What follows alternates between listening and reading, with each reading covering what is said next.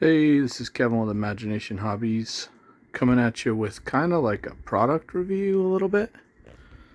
So I just got the Dwarven Forge textured glossy mat and several different tree sets here. And there are a couple companies on this mat here. And I just kind of wanted to show it off because I think it's super cool, and I always wanted like a little swamp area, and I really want to get like some type of swamp hovel, or like, I don't know, just like some sunken building or sunken house bayou area going on. And so I still need to get a house, but for now I'm pretty happy with this for sure. And it has all these little details, like these little moss, I don't know, patches or carpets or whatever they are. And so I'll go over like some of the stuff that you're seeing here. I just kind of just threw out the exact set numbers, so I don't have the exact set numbers. That'd probably be useful, huh? I'll see if I could pause it at the end and then include those at the end. I'll just verbally tell you like what they are before I wrap it up.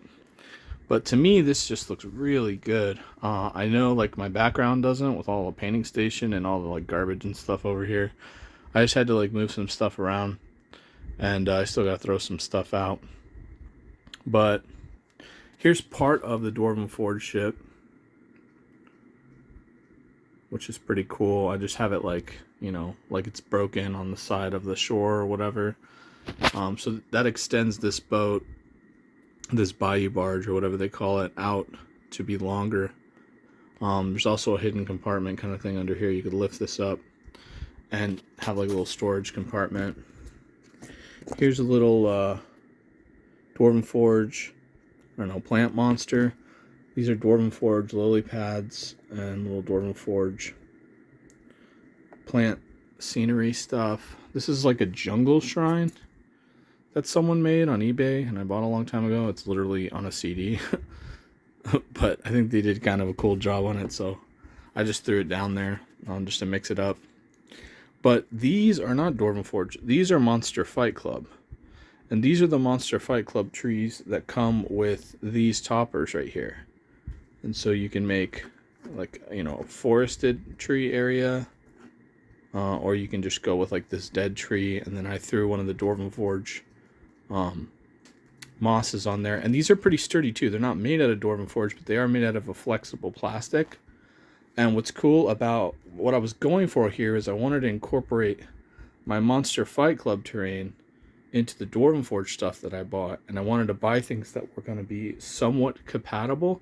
These aren't directly compatible because they are two different companies, but as you can see, I mean, like those are almost indistinguishable from each other. And even paint job wise, they are really freaking close. So like, I don't even know if you could tell, but like, there's Dwarven Forge and there's Monster Fight Club, and they're like really not far off at all. Visually, it's really almost impossible to like just tell when you're looking at it as a whole. And that's why I wanted to incorporate them. They have Monster Fight Club has this down tree set, so it's got like these downed trees. It's got 2 of them. It's got 3 of these stumps that I have kind of strewn about, and then it also comes with rocks. It comes with like several of these rocks. I'll just show you on my bed. There's like 4 or 5 of these like rock things it comes with, and that's the set you can buy from Monster Fight Club. So I had bought that, which is this one right here. I'll go over the Dwarven Forge sets at the end. Monster Scenery. I don't know if it's got a Broken Grounds is what it's called. And it comes with these cool like neoprene little mats too that you can utilize. And I could combine it with this if I wanted to. If I wanted like a landmass or something, I could throw like a neoprene one down that doesn't have gloss, and that can kind of give me that look of a landmass potentially. These are a separate set from Monster Fight Club. It comes with 3 trees, and it comes with 3 of these, like actual trees, and then 3 toppers for the trees. It doesn't come with these little things. These are from Dwarven Forge, and those came within the 3 other little Dwarven Forge sets that I bought. And there's a ton of them, and I just kind of spread them out all over. Now, talking like build-wise, like how much does this all probably cost? Oh, geez. I don't know. I've been collecting it like slowly over time, and I finally got to, to the point where I'm like really happy I could lay it all out, and I recently just got an order from Dwarven Forge. So if I had to say how much this all cost with all this stuff on the table, plus all the tree toppers and extra stumps and these rocks and this bayou barge, if I include that as well, I would say it's probably a $500 setup. But again, it's something that I really recommend just getting over time. I would start with these trees right here, because they're going to give you access to like these trees too, that you can use as dead trees, or you can use them as lush forest trees, which look pretty good. They're all pre-painted, just like Dwarven Forges, and they're a lot cheaper than Dwarven Forge, and so that's the cheaper route to go. And then if you want to get more intricate and some more pieces with a little bit more character and customizability, like this tree topper comes off of this stump, and you can put different trees there and stuff.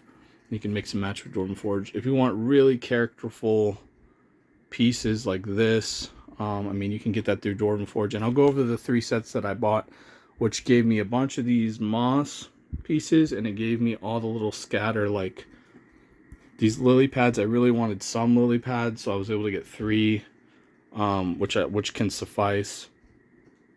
It even came with like this tree, which was pretty cool. It's not as lush as like the Monster Fight Club ones, but I wouldn't want it to be in like a swamp anyway. So yeah, so hopefully this is cool. What I'm going to do now is I'm going to go ahead and just pan around, and then I'm going to pause it after, and I'll try to give you the set information on the Dwarven Forge sets.